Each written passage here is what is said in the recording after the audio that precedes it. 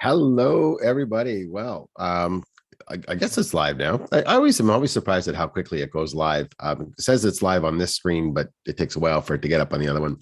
But oh yeah, there we go. Here it's going. I gotta make sure that I don't watch and listen to myself. You can hear myself listening to myself. I don't like that. All right, there we go. Okay, well, hello everyone. It is Sunday, October 17th, 2021, World Food Sunday, 1 week after Thanksgiving, 1 week after our first live in-person Sunday morning worship service since March 15th, 2020. I tell you, it felt great, felt better than this. It does. So I hope lots of things I thought were going to happen never happened. But I do hope that as the weeks unfold, that the restrictions continue to be loosened, the numbers go down, and people will feel more and more confident to come together, so that we can get back on track and start coming together as churches are accustomed to on Sunday mornings, live in person, which is great. I mean, once the numbers get to the point where we are allowed to increase the number of people in our sanctuary, then we'll have to see how it feels, because when we did come together last Sunday, we had about 32 people in the building. If we're going to follow the guideline of 30%, of 15%, our capacity of our sanctuary is 200. So 30 is 15% of 200. And to be honest, seeing that number of people together in one room, it felt great. But at the same time, it also felt a little strange. It felt, am my sound not on? I don't know. I don't know if you can hear me. Yeah, I think you can. It felt a little strange, and I felt my own kind of anxiety over it. But I also felt the anxiety of some people who were in the room. Maybe I was just projecting that. In other words, taking my feelings and assuming other people had the same ones. We shouldn't do that all the time. Or at least we should check our assumptions when it comes to that kind of thing. Projecting is, it's a thing. Got to be careful. But also, I was very conscious of the people who weren't there, and people who ordinarily would have been there every Sunday morning they could anyway, in the great before times, before COVID, who weren't there. And again, maybe I'm projecting, maybe I'm assuming too much. Weren't there because they didn't feel like they should be there because of COVID and because of their own safety levels and how they feel.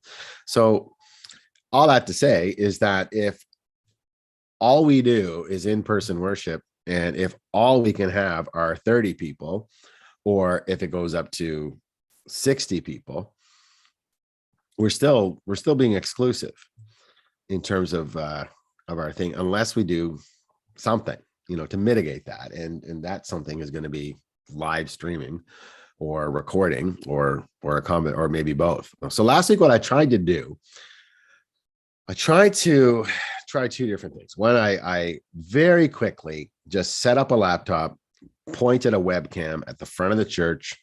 I plugged a microphone in and hope for the best. I did not pay a lot of attention to it. I just put it up, and I even put experiment in the title, because that's what it was. It was just, all right, let's see if this does something. And I think it looked okay. I mean, it looked like just a webcam pointed at something. There were no close-ups, and there were no lyrics or overlays or anything fancy. It was just a picture of me and Angela at the front. And that was, but the sound was awful. You couldn't hear it. You couldn't hear it. I used this microphone, which is actually a really good microphone, but it wasn't sensitive enough. It wasn't, it didn't pick up what I was saying. And so I, that was plan B. Plan A was Paul Bourne really helping me out by pointing the camera, zooming in on things. And that looked better, and it sounded better. And I was okay with that. The sound wasn't great. It was very echoey, very boomy, because what you're doing is you're picking up the sound from the speakers in that big room. And because there's not a lot of people there to soak up the sound, it just sounded like it was boomy and echoey. And I'm sure for many of you, it was really difficult to make out what I was saying, and make out some of what else was going on, which is too bad. So this week, what I'm going to try to do, and I've done this before, but I'll spend some time working on it, is get the soundboard at the back, the soundboard that we control things. There's a way for me to directly input into the camera what's going through the soundboard. And I think that might mitigate some of the boominess. But we'll have to work on the balance of the sound, because what's balanced in the sanctuary coming through the speakers might not be balanced coming through the outputs. Acoustics and electronics are finicky things. And there are people like my own son who are doing entire diploma programs on how to get sound to sound good. So Aiden's doing that Algonquin. So I'm going to have to enlist him, because he knows more of this than I do. So next week, back in the church, Sunday morning, back on YouTube, probably Monday. It takes me a little bit of time to take it, put it from the camera into the computer, because the camera has got limitations. All cameras do, about how big the files are. Because recording video takes a lot of memory. I have to take some time to stitch it together, put it into my movie making software. And if I have time and if I have the energy, because you never know. What I'd like to do is like to put some overlays on it, just to dress it up a little bit, because I do know that we take care on Sunday morning about how the bulletin looks, and how the sanctuary looks. We take care about how we look, and we take care of, we want it to be something that, I guess, we don't want to put any kind of careless stumbling blocks to people's worship experience. Right? There's a reason why we talk the way we do and do the way we do, because we want to take care. So I think the same should go for video. I really do, because if that's your primary way of coming together as a congregation or worshiping, I think we ought to spend some time making that as good a product, or at least a clear product without any stumbling blocks, or ones that we can't handle. As we should. So anyway, that's what's going on next week. Wanted to say that the hope is, the hope is that as the government makes more and more allowances, it's not the government doing it, it's science, by the way. We should be very careful about that too. This is not it's the hope not. I hope it's not somebody sitting in an office going, well, I think this is I think it's science. So if the numbers and the science is such that we can come back together on a regular basis, and if those numbers and that science translates into more confidence and comfort for our congregation, then coming back on Sunday mornings as a regular thing, I dearly hope will be beginning in Advent 1, 2, 3, 4, Christmas Eve. We may have to, who knows, it's Christmas Eve. I'm already thinking about it, but we may have to do kind of a two-pronged approach for that, like have a live in-person worship service on Christmas Eve.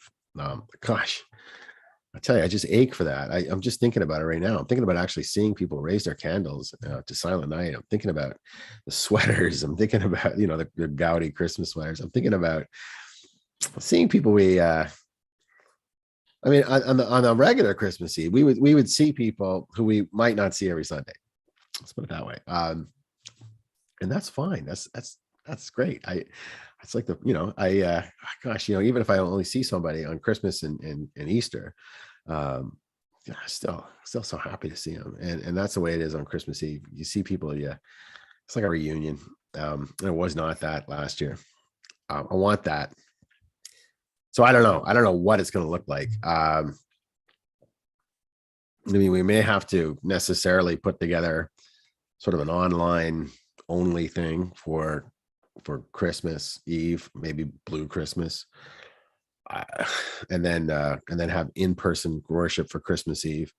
And if the numbers are such that we can open it up and have more people, well then there you go. I mean, people vote with their feet, right? So I do hope that there are people who don't feel compelled to come to live worship, because if they don't, God's going to be mad, or we are, or whatever, because that's just, we need to do away with that. That's just not helpful.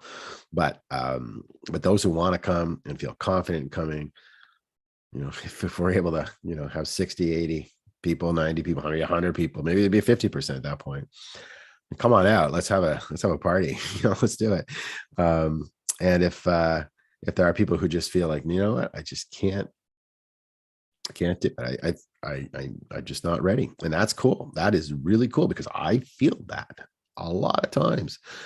It's lots of times when I'm in a crowded room at a store, and I still feel like, because I feel like people are yucky, or at least carrying yucky things. So I get it. I get both sides. And both sides are not a competition with each other. Both sides complement our desire to be church, but in different ways. And that's diversity.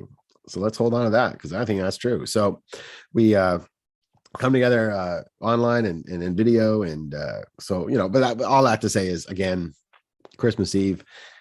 I mean, you might think I'm getting ahead of myself, but this is when we start planning Christmas. We have a Christmas Eve online service that's a great product. It doesn't have stumbling blocks to your experience. Stumbling blocks like bad audio, awkward video, stumbling blocks like things just not working right. I want to make sure it works, especially for a service like that. And that's why we've done the pre-recorded thing, because when I can pre-record something and edit it and double, triple, quadruple check the video and the audio, and I can make sure the song lyrics are more or less lining up to what we're singing, if I can do all of that ahead of time, put it up on YouTube, I am 95% confident that it's going to work. There's only been a couple of Sundays where YouTube has glitched out. And it was because YouTube glitched out, and it wasn't something we did. It was YouTube. So anyway, so that's Christmas. I'm very happy to say that we do have a interim music director. That's Toby Dumoulin, and Toby is going to be with us until, well, she's contract is interim, because we don't know what's going on. So we didn't want to commit or expect anyone to commit to anything long term if we don't know, with just a completely uneducated guess of what long term looks like. So we were just, again, measured approach. And so Toby's with us until the week after Christmas. And we're gonna have some fun, and not more than fun. Find ways that we can help you connect with the holy, and through music, because if you put a stopwatch on a church service, you'll find that music is just such a massive presence in what we do, and necessarily so, because as long as humans came together around campfires, and probably even before, there was music, there were drums, there was music. We are a musical species, every bit as much as birds and whales are. We do music, and of course it translates into our language of the soul. In fact, I think it's a clear conduit to anything I could say. Just a melody, is much better than any language. It's transcendent. So important part. So anyway, Toby's going to no pressure, Toby, but Toby's going to be taking care of that with us. And in terms of the choir, got a big choir loft. If there's, you never know, like we'll float the idea to everybody. And again, you're just going to go with what people are comfortable with. Or at least comfortable, their comfort zones, and stretching their comfort zones. It's not all about being comfortable. Sometimes it's about stretching your comfort. But anyway, if there are folks who feel like they want to sit in the choir loft and sing, and we can put some microphones up there to assist the congregation in the music, well, then we'll do that. Great. We can space people out. It doesn't have to be people who were in the choir before. Might even be people from the community. Who knows? One of the things I really like about Toby's approach to music ministry is that it's a ministry of the church, and if part of the ministry of the church is outreach, and part of the ministry of the church is to inform our Christianity by newness and diversity and different ideas of what Christianity and following Jesus, or even being a spiritual person is. If that means having folks who come in and do that, then great. Let's do it. I've often looked at our mission statement. It says for us to lead others to Jesus. Well, I think that's just so short-sighted. I think that's half of the picture, not maybe even less than half of the picture. We should have others point us to Jesus. Think about that. Anyway, that's all the time I've got. We're gonna go into the church service. I'm gonna watch it with you. Bye for now.